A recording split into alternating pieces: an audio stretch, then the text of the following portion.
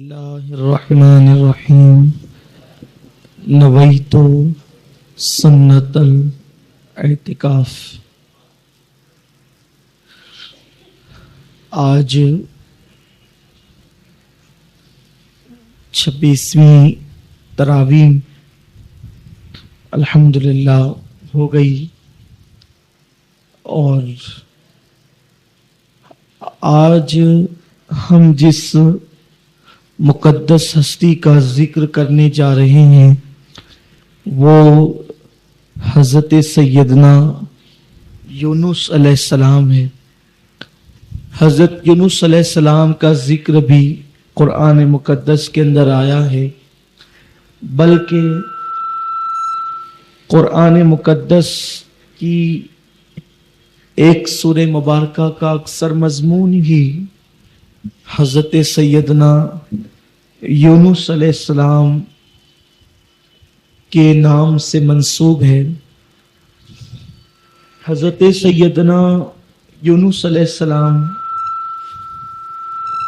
آپ کو اللہ تعالیٰ نے ملک شام میں مبعوث فرمایا، اور جس شہر میں آپ مبعوث ہوئے اس شہر کا نام نینوا ہے، اور یہ موصل کے قریب ہے یا موصل کا علاقہ ہے۔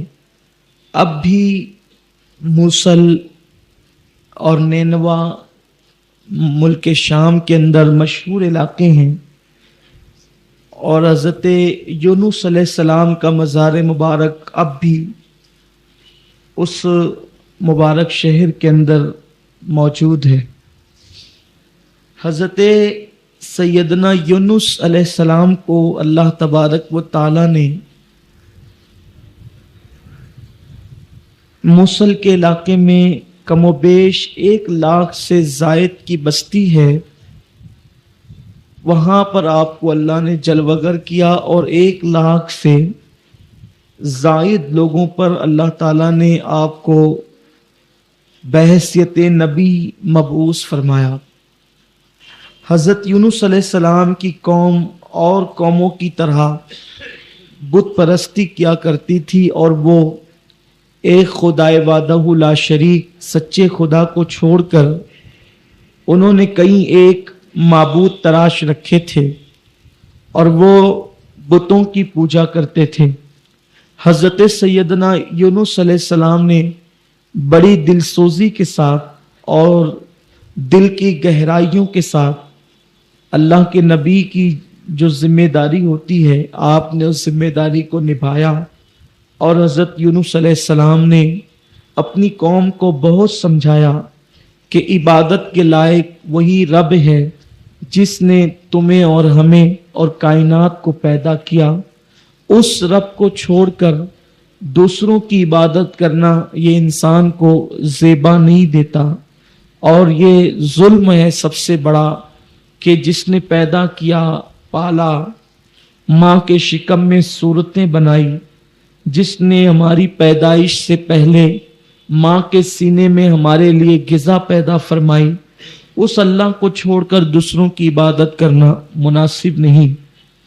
قوم نہ مانی، جیسا کہ اور قوموں کا تذکرہ قرآن مقدس میں ہے، تو ان قوموں کی طرح اس قوم نے بھی حضرت سیدنا یونس علیہ السلام کی بات ماننے سے انکار کر دیا۔ جب حضرت یونس علیہ السلام کی بات انہوں نے ماننے سے انکار کیا تو حضرت یونس علیہ السلام نے فرمایا، اگر تم میری بات کو نہ مانو گے تو تم پر اللہ کا عذاب آئے گا، جیسے اور قوموں پر اللہ کا عذاب آیا ویسے تم پر بھی اللہ کا عذاب آئے گا۔ اور حضرت یونس علیہ السلام نے اس قوم کو بتایا کہ 40 دن کے اندر اندر تم پر عذاب آئے گا اللہ کا، 40 دن میں تم سب ہلاک ہو جاؤ گے۔ اگر تم نے شرک اور بت پرستی سے توبہ نہیں کی، اپنے گناہوں سے اللہ کی بارگاہ میں معافی نہیں مانگی، تو تم 40 دن کے اندر دیکھ لینا کہ تمہارا حال کیا ہوگا۔ حضرت یونس علیہ السلام یہ خبر دے کر، چونکہ اللہ کا جو بھی نبی اپنی قوم کو خبر دیتا ہے عذاب کی، تو جب تک کہ اللہ اس نبی کو اس بستی سے نکلنے کا حکم نہیں دیتا، اس وقت تک وہ نبی اس بستی سے باہر نہیں نکلتا۔ حضرت یونس علیہ السلام نے کیا کیا کہ جب قوم کو یہ بتایا کہ 40 دن کے اندر اندر تم پر اللہ کا عذاب آئے گا، اور اللہ کی اجازت کے اور اس کے حکم کے بغیر حضرت یونس علیہ السلام بستی چھوڑ کر نکل گئے۔ اب بستی چھوڑ کر کے آپ نکلے تو آپ کے نکلنے کے تقریباً 35 دن کے بعد، یعنی قوم تو اپنی بت پرستی میں، گناہوں میں، برائیوں کے اندر ویسے ہی ڈوبی رہی، مبتلا رہی، لیکن جب 35 دن ہو گئے حضرت یونس علیہ السلام کو بستی سے نکلنے پر کہ آپ نکل گئے چھوڑ کر، تو 35 دن کے بعد قوم نے کیا دیکھا کہ آسمان پر کالے کادے بادل چھا گئے، اور ان کالے بادلوں سے ایسا دھواں نکلنا شروع ہوا کہ اس دھوئیں کے اندر ایک دوسرے کو انسان پہچان نہیں پاتا تھا۔ تو ان لوگوں کو یقین ہو گیا کہ اب عذاب کے آثار نظر آ رہے ہیں۔ ابھی عذاب آیا نہیں، عذاب کی نشانیاں تھی یہ، عذاب کے آثار تھی یہ، لیکن وہ قوم اس معاملے میں بڑی ہوشیار ٹھہری کہ انہوں نے جیسے ہی عذاب کے آثار دیکھے، انہوں نے فوراً رب کی بارگاہ میں توبہ کرنا شروع کی، اور انہوں نے کہا اے اللہ تو وحدہ لا شریک ہے، اور ہم آج کے بعد بتوں کی پوجا نہیں کریں گے۔ کسی نے کسی پہ ظلم کیا تو اس نے ایک دوسرے سے معافی مانگی، بلکہ انہوں نے ایسی توبہ کی کہ اگر کسی کا پتھر ظلم سے لے کر اس نے اپنے گھر کی بنیاد میں، اپنے گھر کے پہیے میں ڈالا تھا، اپنے گھر کے فاؤنڈیشن میں ڈالا تھا، تو پورا گھر توڑ دیا اس کی وجہ سے، اور اس کا وہ پتھر نکال کر اس کو واپس کیا۔ یعنی ایسی توبہ ان لوگوں نے کی، کسی نے کسی کا مال لیا تو اس کو لوٹایا، ایک دوسرے پر ظلم کیا تو معافی مانگی، خوب معافیاں تلافیاں کی، تو انہوں نے کیا دیکھا کہ 3 دن کے اندر اندر وہ دھواں بھی غائب ہو گیا اور وہ بادل بھی چھٹ گیا، اور یہ 1 لاکھ سے زائد جتنے لوگ تھے ان میں اکثر لوگ اسلام لے آئے، ایمان لے آئے۔ لیکن اس بستی میں حضرت یونس علیہ السلام نہیں تھے۔ کیوں نہیں تھے؟ اس لیے کہ آپ اللہ کی اجازت کے بغیر بستی چھوڑ کر نکل گئے۔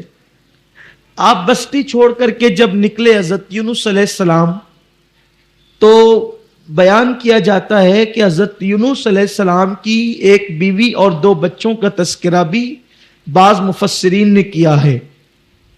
حضرت یونس علیہ السلام اپنے 2 بچوں کو لے کر اور بیوی کو لے کر جب نکلے تو آپ نے وہاں کا سفر کرنا تھا، تو بیچ میں دریا تھا، تو آپ جو ہیں وہ ایک بچے کو لے کر دریا کی طرف گئے، تو کیا دیکھا کہ بیوی اور بچے کو چھوڑ گئے، تو بیوی اور بچے کو بھیڑیا کھا گیا، جانور کھا گیا، کوئی درندہ کھا گیا، اور آپ کا ایک دوسرا بچہ جو آپ کے ہاتھ میں تھا وہ دریا کے کنارے پر ہی ڈوب گیا۔ اس طرح کی روایتیں بھی بیان کی گئی ہے، واللہ عالم اس میں سچائی کہاں تک ہے، لیکن جو معتبر تفاسیر ہے اس کے اندر بیوی بچوں کا تذکرہ میرے پڑھنے میں نہیں آیا، اور ایک تفسیر کے اندر اس کا تذکرہ ہے، لیکن زیادہ تر تفسیروں میں اس کا تذکرہ میں نے نہیں دیکھا، اس لیے میں نے وہ روایت بھی آپ کے سامنے پیش کر دی۔ پھر حضرت یونس علیہ السلام چونکہ اللہ رب العزت کے حکم کے بغیر نکلے تھے، تو آپ نے سوچا کہ اب میں نے تو جانا ہی ہے۔ قوم پہ آپ ناراض ہو گئے تھے کہ قوم میری بات کیوں نہیں مانتی، میں نے ان کو سمجھایا انہوں نے نہیں مانا، تو آپ ایک کشتی کے اندر سوار ہو گئے۔ جب کشتی کے اندر سوار ہوئے، ظاہر سی بات ہے کہ جو بھی نبی اور جو پیغمبر ہوتے ہیں تو ہر نبی کو اللہ نے اس دور کے لوگوں میں سب سے زیادہ خوبصورت اور حسین بنایا، نورانی چہرہ، وجاہت، اللہ نے ہر نبی کو اعلیٰ نسب، اعلیٰ علم، اعلیٰ شکل، ساری چیزیں افضل و اعلیٰ دے کر کے بھیجی۔ کشتی والوں نے حضرت یونس علیہ السلام کو بٹھا لیا. جیسی کشتی بیچ دریا میں پہنچی تو کشتی چکرانے لگی اور وہ بھنور میں آ گئی. جب بھنور میں آ گئی تو کشتی کے لوگوں نے کہا کہ اس دریا میں ہمارا برسوں کا تجربہ ہے کہ کبھی بھی کشتی بھنور میں نہیں آتی. کشتی بھنور میں صرف اسی وقت آتی ہے جب کوئی غلام اپنے مالک کی اجازت کے بغیر بھاگ کر نکلتا ہے اور وہ کشتی میں آ کے بیٹھتا ہے تو کشتی بھنور میں آتی ہے. حضرت یونس علیہ السلام نے لوگوں سے کہا وہ غلام میں ہی ہوں کہ اپنے مالک کی اجازت کے بغیر بھاگا جا رہا تھا. لوگوں نے کہا یہ کیسے ہو سکتا ہے؟ آپ تو بڑے نورانی چہرے والے, آپ غلام تو نہیں دکھتے. حضرت یونس علیہ السلام نے غلام سے مراد کیا لیا؟ اللہ کا بندہ. حضرت یونس علیہ السلام کو احساس ہو گیا تھا کہ میں نے قوم پر غصہ کیا, لیکن مجھے رکنا چاہیے تھا اس وقت تک جب تک کہ اللہ کا حکم نہیں آ جاتا. دیکھو اس واقعے میں کس قدر عبرت ہے کہ یونس علیہ السلام لوگوں پر غصے میں آ کر اللہ کے حکم کے بغیر بستی چھوڑ کر کے نکلے تو آپ کس قدر مشکل میں پھنسے. ایک خطۂ اجتہادی لغزش پیغمبرانہ ہوئی. اللہ کے نبی گناہ نہیں کرتے, اللہ کی نافرمانی نہیں کرتے, رب کی مرضی کے خلاف نہیں کرتے, لیکن یہ ساری چیزیں نبیوں سے کروا کر, معصوموں سے کروا کر, اور اس کو قرآن میں بیان کیا گیا تاکہ امت محمدیہ اس سے عبرت حاصل کرے. اب پتہ چلا مسلمانوں کہ ہم کس کھیت کی مولی اور اپنی اوقات اور حیثیت کیا ہے. اللہ اکبر. حضرت یونس علیہ السلام اللہ کی اجازت کے بغیر اگر نکل جائیں تو آپ کی کشتی بھنور میں آتی ہے, نبی کی کشتی بھنور میں آتی ہے. اب سمجھ میں آیا کہ اپنی کشتی بھنور میں کیوں آتی ہے. اپنی کشتی جب بھنور میں آتی ہے, کاروبار اچھا نہیں چلتا, پریشانی آتی ہے, بال بچے نافرمان ہو جاتے ہیں, تکلیفیں آتی ہے, تو ہم کیا کہتے ہیں؟ پتہ نہیں کس نے کیا کر دیا. بھائی کس نے کیا کیا؟ آپ نے کیا. وَمَا أَصَابَكُم مِّن مُّصِيبَةٍ فَبِمَا كَسَبَتْ أَيْدِيكُمْ. جو تم پر مصیبتیں آتی ہیں وہ سب تمہارے برے اعمال کا نتیجہ ہے. تو انسان مصیبت میں اسی وقت پھنستا ہے جب وہ اللہ کی نافرمانی کرتا ہے. حضرت یونس علیہ السلام اللہ کے نافرمان نہیں تھے, وہ تو اللہ کے معصوم اور مقبول بندے تھے, لیکن ان سے لغزش پیغمبرانہ خطۂ اجتہادی ہوئی اور آپ نے فرمایا کہ میں ہی وہ بھاگا ہوا غلام ہوں جو اپنے مولا کی مرضی کے بغیر جا رہا تھا, سو مجھے کشتی سے باہر نکال کے دریا میں ڈال دو. انہوں نے کہا نہیں نہیں, آپ ایسے نہیں ہیں, آپ کے چہرے کی نورانیت اور رنگت بتاتی ہے کہ آپ اللہ کے مقبول بندے ہیں. ہم ایک کام کرتے ہیں, وہ بندہ کون ہے قدرت ہی سے پوچھتے ہیں, اللہ ہی سے پوچھتے ہیں, اور اس کا طریقہ یہ ہوگا کہ کشتی میں جتنے لوگ موجود ہیں ان کے نام کی چٹھیاں بنا کر ہم قرعہ اندازی کریں گے. جس کے نام کا قرعہ نکلے گا اسی کو دریا میں ڈالا جائے گا. اور پھر کیا ہوا؟ پہلی مرتبہ قرعہ اندازی ہوئی تو یونس علیہ السلام کا نام نکلا. لوگوں نے کہا ہمیں یقین نہیں آتا کہ تم جیسا آدمی ایسا کام بھی کر سکتا ہے. پھر دوسری مرتبہ قرعہ ڈالا تو پھر بھی حضرت یونس علیہ السلام کا نام نکلا. تیسری مرتبہ قرعہ ڈالا, پھر بھی حضرت سیدنا یونس علیہ السلام کا نام نکلا. قوم کو ہمت نہ ہوئی کہ آپ کو دریا میں ڈالے, ان کشتی والوں کو, تو آپ نے خود دریا میں یہ کہہ کر چھلانگ لگا دی کہ جب بھاگے ہوئے غلام کی سزا یہ ہے کہ اس کو دریا میں پھینکا جاتا ہے تو میری وجہ سے پوری کشتی والوں کا نقصان نہ ہو, میں ہی دریا میں چھلانگ لگائے دیتا ہوں. اور آپ نے دریا میں چھلانگ لگائی. جیسے ہی آپ نے دریا میں چھلانگ لگائی, اللہ اپنے مقبول بندوں کا امتحان تو لیتا ہے مگر ساتھ ہی ان کی عظمت کو بھی ظاہر کرتا ہے. حضرت یونس نے جیسے ہی دریا میں چھلانگ لگائی, اللہ نے ایک بڑی سی مچھلی کو حکم فرمایا کہ اپنا منہ کھول دے اور یونس کو نگل جا, مگر خبردار یونس تیرے پیٹ میں اللہ کی امانت ہے, وہ تیری غذا نہیں ہے, تو نے اس کو کھا کے ہضم نہیں کرنا بلکہ اپنے پیٹ میں اس کی حفاظت کرنا ہے. دریا کی اس مچھلی نے منہ پھاڑا اور حضرت یونس علیہ السلام سیدھا اس مچھلی کے پیٹ میں تشریف لے گئے۔ اب یہاں پر ایک بات، جو چیز مچھلی کے پیٹ میں جاتی ہے وہ مچھلی کا فضلہ بن جاتی اور مچھلی اس کو پاخانے میں خارج کر کے ختم کر دیتی ہے، لیکن دیکھو اللہ کا نبی مچھلی کے پیٹ میں صحیح سلامت، کتنے دن تک؟ مختلف روایتیں ہیں، بعض لوگوں نے کہا 3 دن، بعض لوگوں نے کہا 7 دن، بعض لوگوں نے کہا 1 مہینہ، بعض لوگوں نے کہا 40 دن۔ جو کتابیں ہم نے دیکھی، بعض لوگوں نے تو کہا کہ دن کیسے متعین ہوئے یہ ہمیں نہیں معلوم، لیکن قرائن اور شواہد اس بات کو بتاتے ہیں کہ 40 دن ہی ہوئے تھے، کیونکہ جس دن آپ نے عذاب کی خبر دی اس دن آپ نکلے، تو گویا کہ آپ کے ساتھ یہ حادثہ پیش آیا۔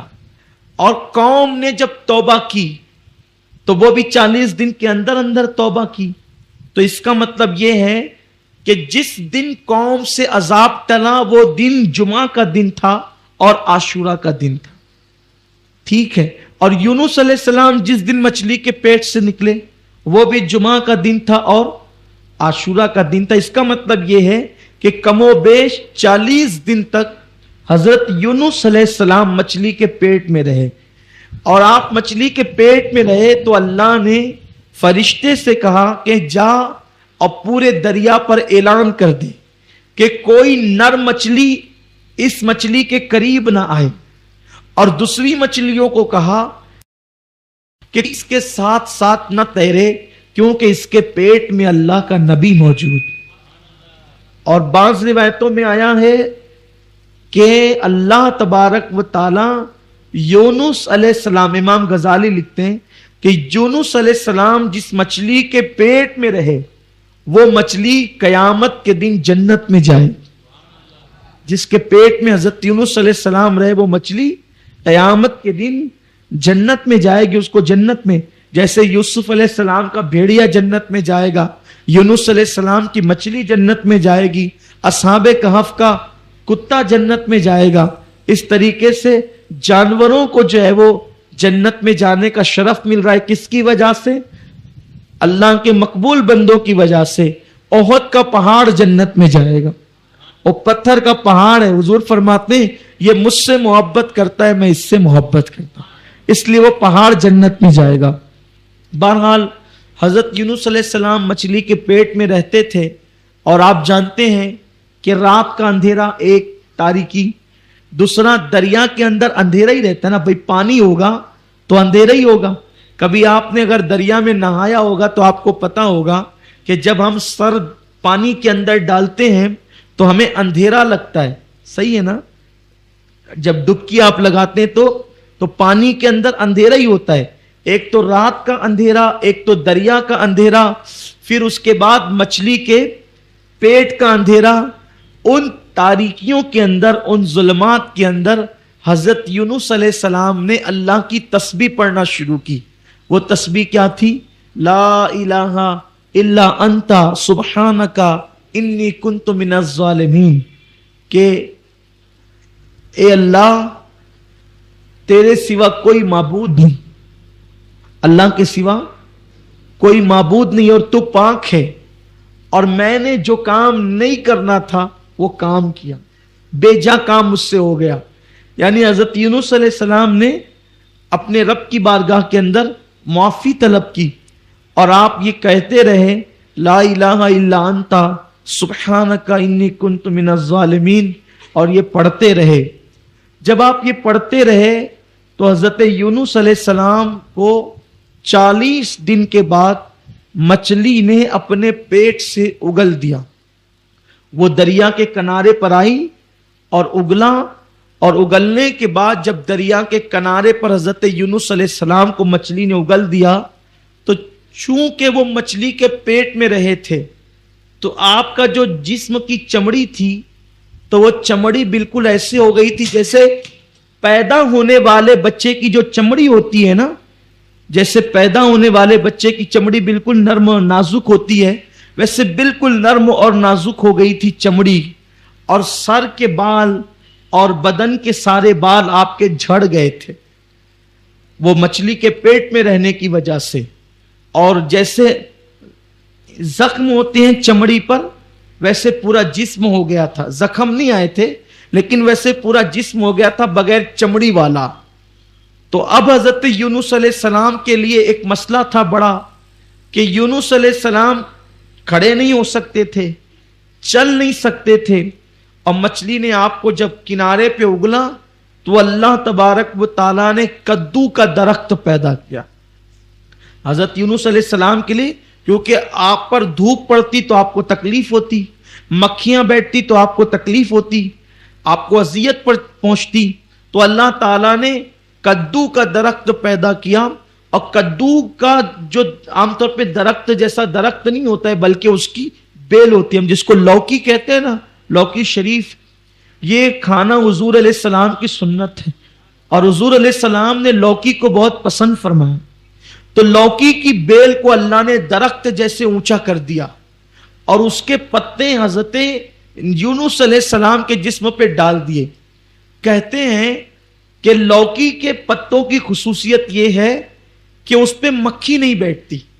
تو حضرت یونس علیہ السلام کے جسم کے قریب جب وہ پتے ڈال دیے گئے تو آپ کا جسم ٹھنڈک لگنے لگی, اور زخموں کے لیے بھی وہ پتے بڑے مفید ہیں. حکیم لوگ کہتے ہیں کہ کدو شریف کے پتے, لوکی کے پتے بہت مفید ہے زخموں کے لیے. تو زخموں پر آ گئے. اب آپ کچھ کھا نہیں سکتے تھے چونکہ 40 دن تک مچھلی کے پیٹ میں رہے تھے. تو اللہ تبارک و تعالیٰ نے ایک بکری کے دل میں یہ بات ڈالی, اس کو الہام فرمایا کہ تو روزانہ اتنے وقت جایا کر اور یونس علیہ السلام کو دودھ پلایا کر. ایک بکری اللہ نے مقرر فرما دی, وہ بکری روزانہ اتنے ٹائم آتی جتنا اللہ کا حکم تھا, اور حضرت یونس علیہ السلام کے قریب اس طرح کھڑی ہوتی کہ آپ لیٹے لیٹے, بچے جس طریقے سے لیٹے ہوئے دودھ پیتے ہیں, لیٹے لیٹے وہ بکری کا دودھ پیتے. پھر بکری کے دودھ کی پینے کی وجہ سے اور کئی دنوں کے بعد پھر آپ کے جسم پہ بال اگ گئے, سر پہ بال آ گئے, جسم پھر تر و تازہ ہو گیا. اور جیسا ایک انسان کا, نوجوان انسان کا جسم ہوتا ہے, ویسے ہی حضرت یونس علیہ السلام کا مبارک جسم پھر توانا اور طاقتور ہو گیا. اور آپ نے سوچا کہ میں قوم پہ غصے میں آ کر کے چل دیا تھا تو مجھے واپس پھر قوم کی طرف جانا چاہیے, ذرا دیکھوں تو صحیح کہ ان کا کیا حال ہے اور کیا معاملہ ہوا ہے, جاؤں تو صحیح. تو حضرت یونس علیہ السلام چونکہ تھے دریا کے کنارے, تو جب آپ دریا کے کنارے سے نکلے تو کیا دیکھا کہ بیوی بھی کھڑی ہے اور دونوں بچے بھی وہاں پہ موجود ہیں اور انتظار کر رہے ہیں. آپ نے بیوی بچوں کو لیا اور ایسا لگا جیسے یہ ابھی تھوڑی دیر پہلے ہی کا حادثہ ہو, اور پھر بیوی بچے بھی آپ کے مل گئے اور آپ قوم کی طرف گئے تو کیا دیکھا کہ قوم تو عبادت میں ہے اور اللہ تبارک و تعالیٰ کا نام لیتی ہے. انہوں نے بتوں کو توڑ دیا ہے اور اللہ تبارک و تعالیٰ پہ وہ ایمان لے آئے. حضرت یونس علیہ السلام یہ منظر دیکھ کر بہت خوش ہوئے اور آپ نے اللہ کا شکر ادا کیا کہ اللہ تبارک و تعالیٰ نے میری قوم کو ایمان کی دولت عطا فرمائی, اسلام کی دولت عطا فرمائی. یہ حضرت سیدنا یونس علیہ السلام کا واقعہ. اللہ تعالیٰ ہم سب کو سیدنا یونس علیہ السلام کی برکتوں سے مالا مال فرمائے. حدیث پاک میں آتا ہے اگر کسی پر بہت مصیبت اور مشکل آ جائے تو جن الفاظ سے حضرت یونس علیہ السلام نے دعا کی تھی, لا الہ الا انت سبحانک انی کنت من الظالمین, اگر 3 مرتبہ یہ دعا پڑھ کر کوئی بندہ جو دعا کرے گا اللہ تعالیٰ اس کی تمام دعاؤں کو قبول فرمائے گا. تو آئیے ہم 3 مرتبہ اس کو پڑھ لیں اور پھر دعا کریں. لا الہ الا انت سبحانک انی کنت من الظالمین, لا الہ الا انت سبحانک انی کنت من الظالمین, لا الہ الا انت سبحانک انی کنت من الظالمین. جب بھی کوئی مصیبت اور مشکل آئے تو اس کو پڑھ لیا کریں, اللہ اس کی برکتوں سے مصیبتوں کو مشکل کو دور فرمائے گا. الفاتحہ.